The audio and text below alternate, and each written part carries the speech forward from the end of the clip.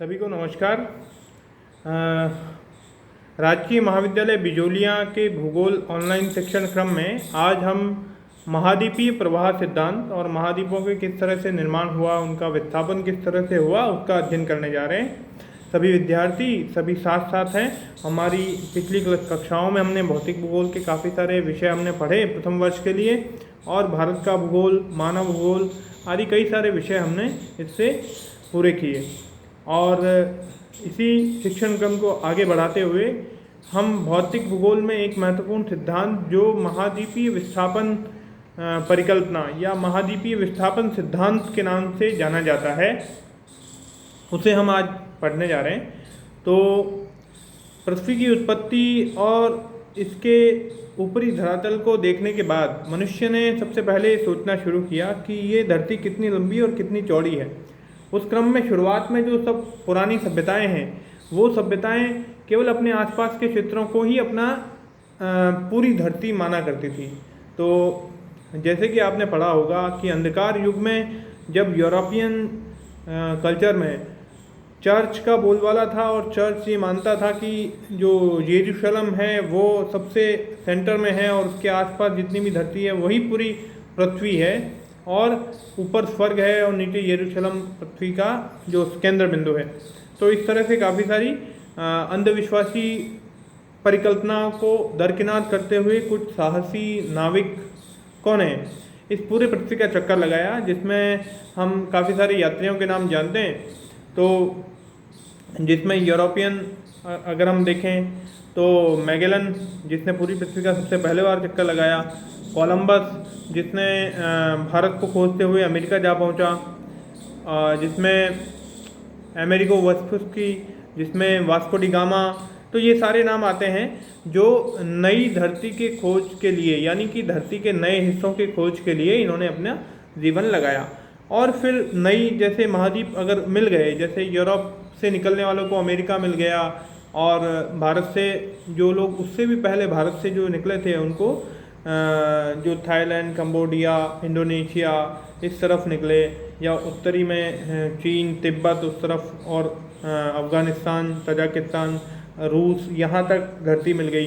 तो फिर मानचित्रण शुरू हुआ, और मानचित्रण से हमने पूरी धरती को, धरती के जो इन्फॉर्मेशन हैं, जो जानकारियाँ हैं, उनको अगली पीढ़ी को देना शुरू किया।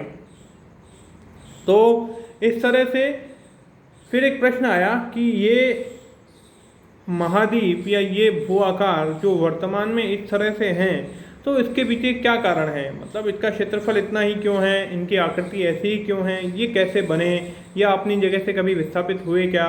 तो इस तरह आगे बढ़ते हुए जो विस्थापन परिकल्पनाएं आती है, तो उसमें सबसे पहले हम देखते हैं एंटोनियो स्नाइडर ने 1858 में महाद्वीपों के प्रवाहित होने की संभावना का सुझाव सबसे पहले दिया। तो महाद्वीप किस तरह से बने, इसके पीछे कई सारी संकल्पनाएं हैं, कई सारी परिकल्पनाएं हैं।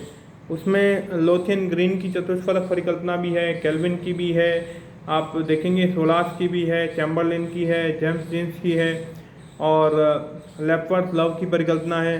तो कई सारी परिकल्पनाओं के बाद प्रवाह सिद्धांत को सबसे ज़्यादा मान्यता मिली, और प्रवाह सिद्धांत की शुरुआत एंटोनियो स्नाइडर ने 1858 में की। उसके बाद टेलर ने इसे आगे बढ़ाया, और अब हम आते हैं सबसे महत्वपूर्ण जो हमारे भूवैज्ञानिक हैं, जो असल में एक जलवायुवेत्ता थे।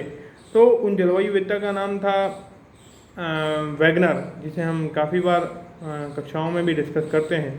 और वैगनर का महाद्वीपीय विस्थापन सिद्धांत जो आया, तो उसने 1912 में ये सिद्धांत दिया, और उसने काफ़ी अच्छे तरह से फ्रेम करके अपनी कहानी को बताया कि किस तरह से ये महाद्वीप एक स्थान से दूसरे स्थान पर विस्थापित हुए। तो 1912 में वैगनर ने महाद्वीपीय प्रवाह सिद्धांत को एक सिद्धांत के रूप में रखा। सिद्धांत वो होता है जिसमें अंत में कुछ सिद्ध होता है ना। सिद्धांत का अर्थ है कि अंत में ये चीज़ सिद्ध हुई।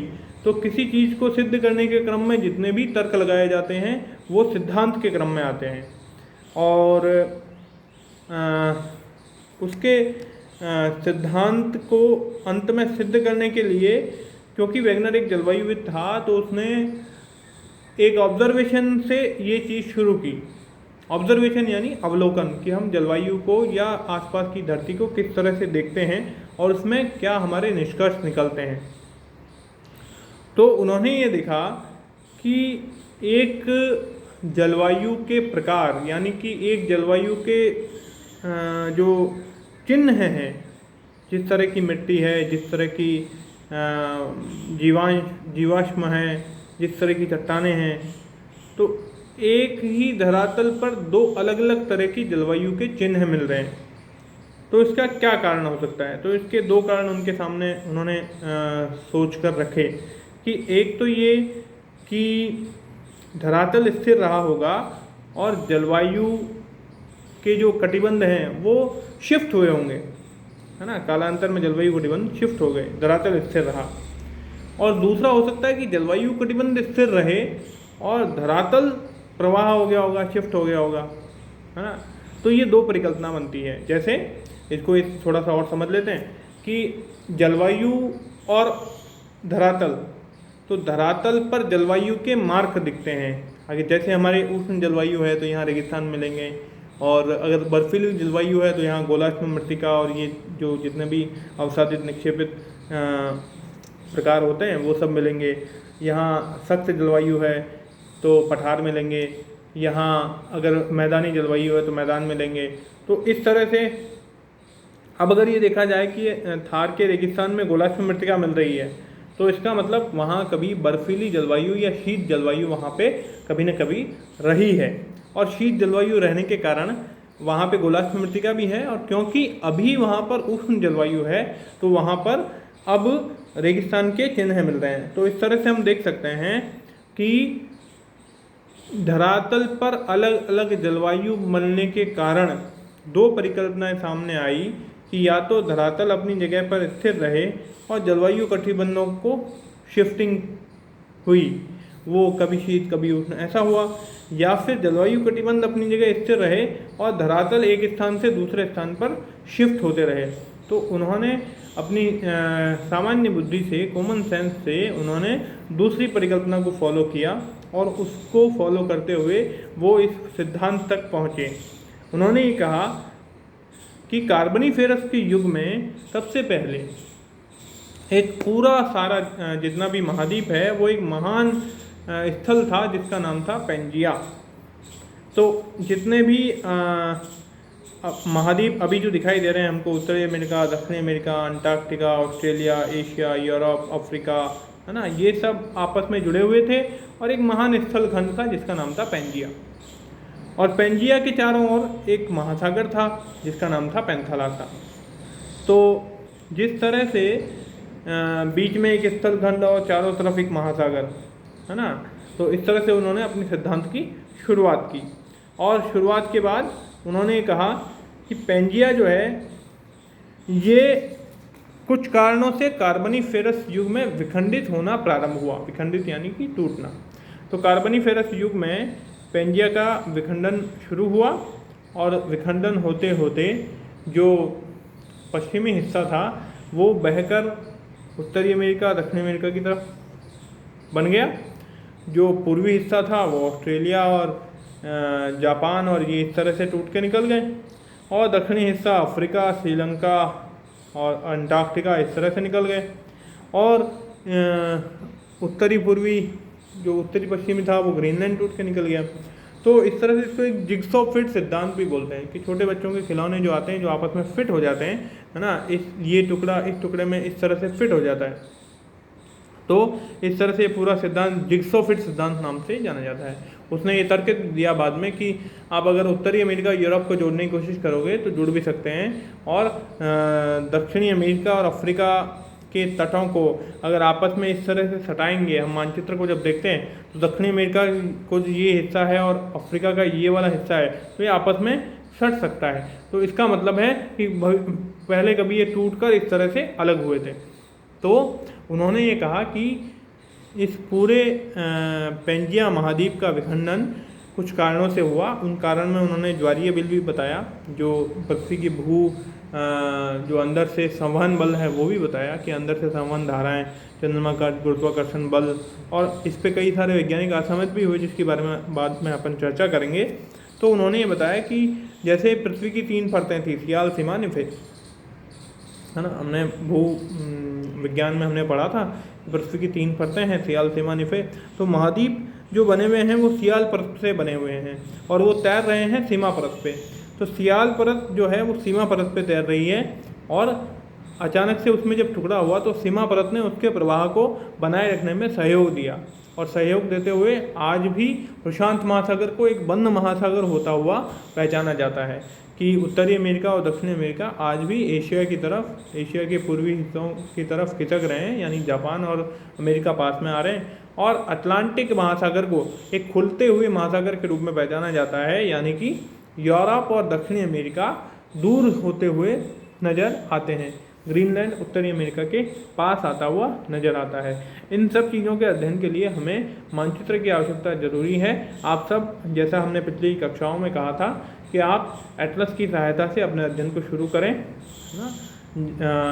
ऑनलाइन शिक्षण की एक सीमाएं होती है और हम इस सीमाओं को निभाते हुए ये शिक्षण कर रहे हैं। जब भी हम कक्षाओं में मिलेंगे तो हम पूरी तरह से मानचित्रों के साथ इसको आगे बढ़ाएंगे।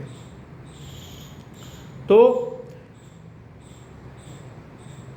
अब प्रवाह होता हुआ जब सारे महाद्वीप एक एक करके टूटते गए और बिखरते गए, तो इस तरह से पूरे संसार का जो मानचित्र हमें जो आज दिखाई देता है वो हमें मिला। तो कुछ मैं किताब से एक पढ़ के बताता हूँ जो वैगनर ने ही अपने शब्दों में यहाँ लिखा है। वैगनर के अनुसार सीमा के ऊपर तैरते हुए पेंजिया का विखंडन एवं प्रवाह, उनके अनुसार महाद्वीपों का प्रवाह 2 दिशाओं में हुआ था और ये मुख्य रूप से गुरुत्वाकर्षण शक्तियों की असमानता का परिणाम था, यानी कि चंद्रमा और पृथ्वी की गुरुत्वाकर्षण शक्तियों की असमानता का परिणाम। तो 2 दिशाओं में यह प्रवाह हुआ। पहला भूमध्य रेखा की ओर, जो उस समय वर्तमान अल्पाइन पर्वतों के क्षेत्र से होकर गुजरती थी, और दूसरा पश्चिम की ओर विषुवत रेखा की ओर प्रवाह का कारण विषुवत रेखीय भाग में उभार से उत्पन्न गुरुत्वाकर्षण बल माना गया। महाद्वीपों के पश्चिम की ओर प्रवाह का कारण सूर्य व चंद्रमा के ज्वारीय बल को माना गया। यूरेशिया, अफ्रीका, प्रायद्वीपीय भारत के भूमध्य रेखा की ओर प्रवाहित होने से एवं एक दूसरे के समीप आने से अल्पाइन एवं हिमालय पर्वत श्रेणियों का निर्माण हुआ। इसी प्रकार एंडीज व रॉकी पर्वत श्रृंखलाओं का निर्माण पश्चिम की ओर प्रवाहित होते हुए उत्तरी व दक्षिण अमेरिका के पश्चिमी किनारों के समुद्र तल की चट्टानों की रुकावट के कारण मुड़ जाने से हुआ। ये एक महत्वपूर्ण बात है। यहाँ वैगनर अपने सिद्धांत के साथ अंत में एक चीज़ और सिद्ध कर देते हैं, वो ये है कि महाद्वीपों के पश्चिमी किनारों पे अक्सर पर्वत पाए जाते हैं। जैसे हमने उत्तरी अमेरिका के पश्चिमी किनारे पे रॉकीज पर्वत का होना पाया गया और दक्षिणी अमेरिका के पश्चिमी किनारे पे एंडीज पर्वत पाया गया, अफ्रीका के पश्चिमी किनारे पे एटलस पर्वत पाया गया, यूरोप में एंडीज आल्प्स पर्वत पाया गया। तो ये कारण क्या है कि एक निश्चित तौर पे पश्चिमी किनारे पर ही पर्वतमाला पाई जाती है। तो इसका एक सटीक उत्तर कह सकते हैं, बहुत ठोस उत्तर वैगनर ने दिया। वो ये था कि क्योंकि जो महाद्वीपों की ऊपरी सतह थी, महाद्वीप जो थे वो निचली सतह पर तैर रहे थे, तो तैरते तैरते अचानक सीमा पर उनसे एक रुकावट आई और रुकावट आने के कारण वो उनका हिस्सा मुड़ गया। तो ये इस तरह से पर्वत का निर्माण हो गया, है ना। तो जब महाद्वीप निर्बाध गति से तैर रहे थे और सीमा परत ने किसी हिस्से पर उनको तैरने में बाधा उत्पन्न की, तो उनका जो ऊपरी हिस्सा था वो मुड़ गया। मुड़ते मुड़ते उस किनारे पर पर्वत का निर्माण हुआ। तो इस पर बाद में आर्गुमेंट भी हुए कई सारे, इस पर अपन बात करते हैं। तो ये 2 चीज़ें वैगनर ने बताई, पहला कि पर्वतों का निर्माण किस तरह से हुआ और दूसरा कि महाद्वीपों की वर्तमान स्थिति किस तरह से निकल के आई। तो इसके पक्ष में क्या प्रमाण है, इसके विपक्ष में क्या प्रमाण है, ये हम आगे आने वाले वीडियो इसके भाग 2 में देखेंगे। आपसे अनुरोध है कि आप बने रहिए और तब तक आप महाद्वीपों की वर्तमान स्थिति का अवलोकन एटलस में कीजिए या किसी संदर्भ पुस्तिका में इसका अवलोकन और स्थिति देखिए। तो इससे हम आगे आने वाले जो हमारे भौतिक भूगोल और भारत का भूगोल और मानव भूगोल के जितने भी बिंदु हैं, जितने भी टॉपिक हैं, उनको हम अच्छे तरीके से देख पाएंगे। तो वैगनर ने, आज हमने वैगनर के सिद्धांत का एस्टेब्लिशमेंट किया इसके पक्ष में जो प्रमाण है और इसकी आलोचना है वो हम भाग 2 में देखते हैं। और साथ ही इसके आगे एक बहुत महत्वपूर्ण सिद्धांत जो इसी के आगे क्रम में एवोल्यूशन होता हुआ बनता गया, उसका नाम है प्लेट विवर्तनिकी सिद्धांत। उसको भी 2-3 वैज्ञानिकों ने अलग अलग क्रम में दिया। टूजो विल्सन उसमें नाम है, मॉर्गन नाम है।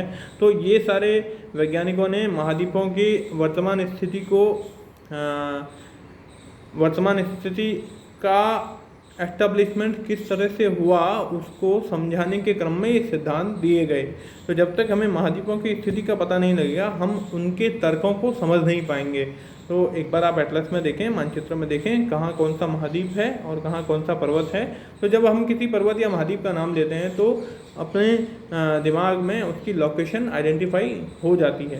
तो आगे आने वाले क्रम में हम वैगनर के सिद्धांतों के जो और पहलू हैं, जिसके पक्ष में महाद्वीपों ने कुछ वैज्ञानिकों ने कुछ तर्क दिए और विपक्ष में कुछ प्रमाण दिए, तो उसका अपन आगे आने वाले वीडियो में देखेंगे। आप सबका धन्यवाद, ऐसे ही बने रहिए।